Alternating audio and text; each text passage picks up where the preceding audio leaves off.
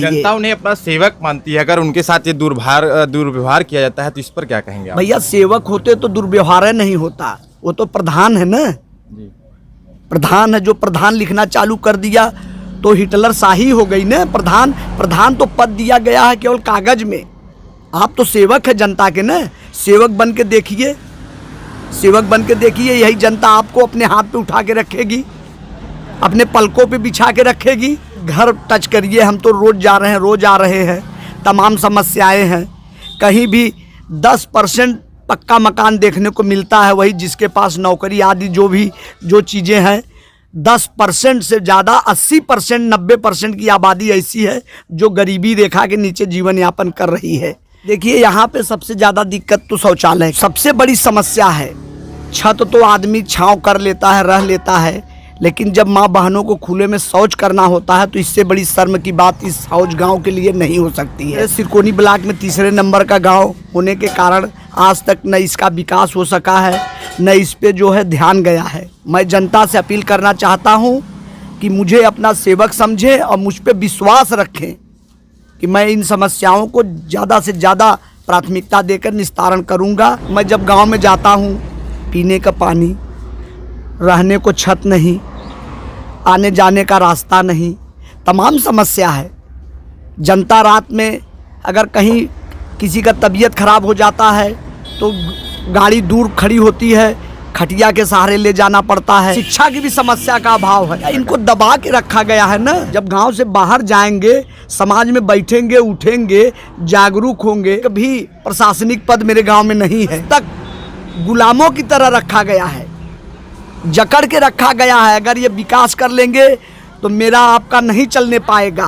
रासायनिक पानी है, इतनी जहरीली पानी है कि लोग अगर हैंडपंप लगवा भी देते हैं तो उसका पानी पी नहीं सकते। मैं चाहता हूं कि जनता विश्वास करे, सही व्यक्ति का चुनाव करे। जब सही व्यक्ति का चुनाव करेंगे तो गांव का विकास अपने आप धीरे धीरे हो जाए। हम भी चाहते हैं कि सबके बच्चे पढ़ा लिखा हों, सबके बच्चे दूसरे गांव की तरह मेरा गांव भी नाम रोशन करे। किसी तरह जागरूक हो, चाहे वो आपके चैनल के माध्यम से, चाहे मेरे माध्यम से, चाहे मेरे पूरे ग्राम सभा समाज के माध्यम से उनको जागरूक करना है।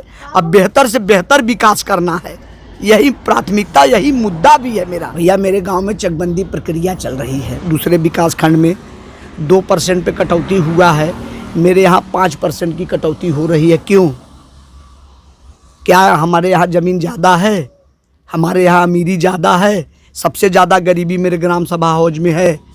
5% कटौती अगर एक व्यक्ति गरीब व्यक्ति का हो जाता है तो उसके पास ज़मीनियाँ कितनी बचेगी। चाहूँगा कि मेरे यहाँ 2% की कटौती हो और जनता ज़्यादा से ज़्यादा ज़मीन जनता के पास रहे, क्योंकि जनता जो किसान होते हैं इनको ज़मीन का ही सहारा होता है, ये ज़मीन से होते हैं। इनको क्या चाहिए? 2 वक्त की रोटी और ईमानदारी से अपना ज़मीन पे किसानी करें, जिसकी इन्हीं के वजह से हम गांव से लेके शहरों तक विकास होता है, अनाज पहुंचाया जाता है। तमाम ऐसी किसानों के द्वारा जो प्राथमिकता शहरों में दी जाती है, उसी की देन है कि आज हमारा गांव हमारा देश सोने की चिड़िया कहा जाता है। किसानों के ही बल पे कहा जाता है। हमको तो सबका आशीर्वाद मिला है, लेकिन आपके उम्र के जो लोग हैं मुझे अपना भाई मानते हैं, मुझे अपना सेवक मानते हैं, आदर्श बना लिए हैं। मैं भी उनको भगवान की तरह मानता हूँ। ये जनता नहीं है, ये भगवान है। और इनको जनता आप मानेंगे, इनको आप आदमी की तरह ट्रीट करेंगे तो इससे नहीं चलेगा। आप इनको अपना आदर्श बनाइए और उसके बाद देखिए एक नई क्रांति का संचार होगा, विकास का संचार होगा।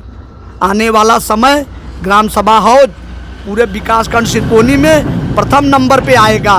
मैं चाहूँगा कि मुझे सेवक समझ के मेरा चुनाव निशान कन्नी है, भारी से भारी मतों से विजयी बनाए, अपने बेटे को चुनाव में जिताएं और अपना सेवक बनाएं।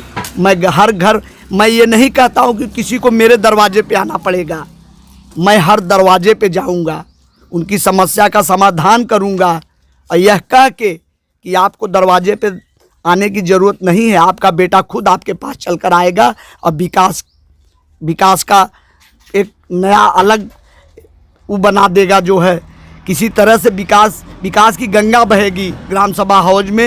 ये समस्त ग्रामवासियों से मेरा आग्रह निवेदन है, मेरे घर से नहीं लगना है, सरकार के माध्यम से निवेदन किया जाएगा। सरकार तो खुद अब ग्राम सभा में इतना पैसा भेज रही है कि आप चाहें तो 1 साल में 5 साल छोड़ दीजिए, 1 साल अगर गांव को गोद की तरह ले लीजिए, अपने भाई अपने पिता की तरह ले लीजिए, तो विकास की लहर 1 साल में ही दौड़ पड़ेगी।